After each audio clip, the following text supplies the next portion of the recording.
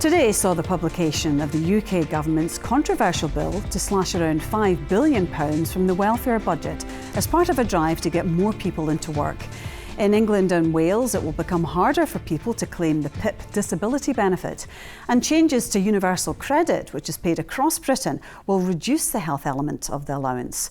The Work and Pensions Secretary made no parliamentary statement today, but the issue was raised in the Commons when the Deputy Prime Minister took questions. Her government is introducing its £5 billion disability cuts bill, which will push another 250,000 people into poverty.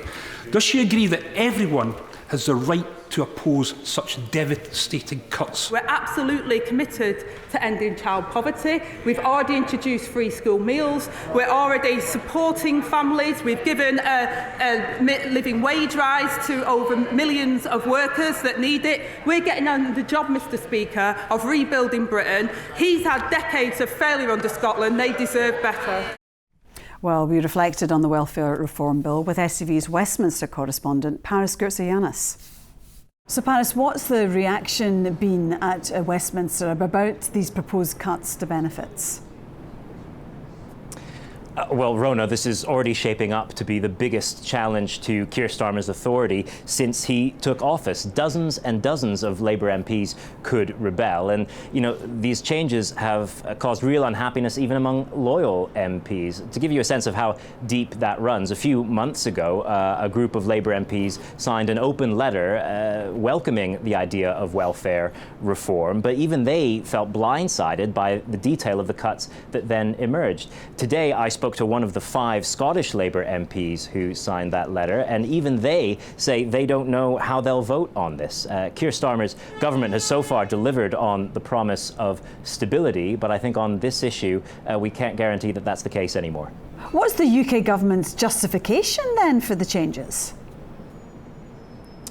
Well, UK ministers say that these reforms are absolutely necessary, and they have a whole host of statistics that they use. 1 in 10 working-age UK adults currently receives either sickness or disability benefit. That's rising, particularly in relation to mental health conditions. 1 in 8 young people aren't in work, education, or training. That's 1 million across the UK. And the sickness and disability benefits bill is set to hit £100 billion a year by the end of this decade. Now, the UK government says it isn't just cutting benefits, it's investing in work placements and training, raising universal credit for everyone, and protecting the most vulnerable by ensuring that those with lifelong serious health conditions don't have to be reassessed to get financial help.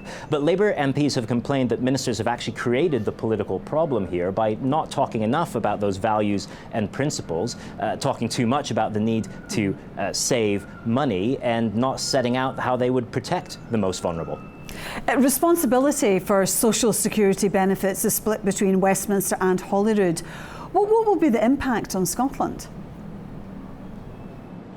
Yeah, absolutely. So the disability benefit system in Scotland won't be affected, but universal credit is reserved. So the health top-up to that benefit, those who receive it in Scotland will see an impact. Those who already get it will have their benefit, or rather the top-up, frozen. New claimants will see it cut by £50 a week compared to what it is now. And no one under the age of 22 will be able to claim it at all. Ministers say that's to stop there being a conveyor belt from leaving school to being signed off work long term. Now, Scottish ministers have, as you'd expect, condemned this, not least because it'll have a negative impact on the Scottish government's budget. But the SNP's critics say that the disability benefit system in Scotland is even more unaffordable. Scottish ministers say they won't be forced into changes. They will protect the disabled. I think this is a betrayal of disabled people, and I want to reassure disabled people in Scotland that the Scottish Government has absolutely no intention of following through with similar changes up here.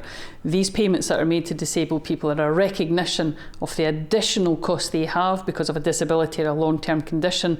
They deserve our support, and they will continue to have our support. Well, I am very, very conscious of the fact that this will have implications for the Scottish Government budget, and we will need to look at that in the long term, and we will ensure that we balance our budget, but we want to make sure that we are protecting our most vulnerable. What happens next to this Westminster bill? When will MPs vote?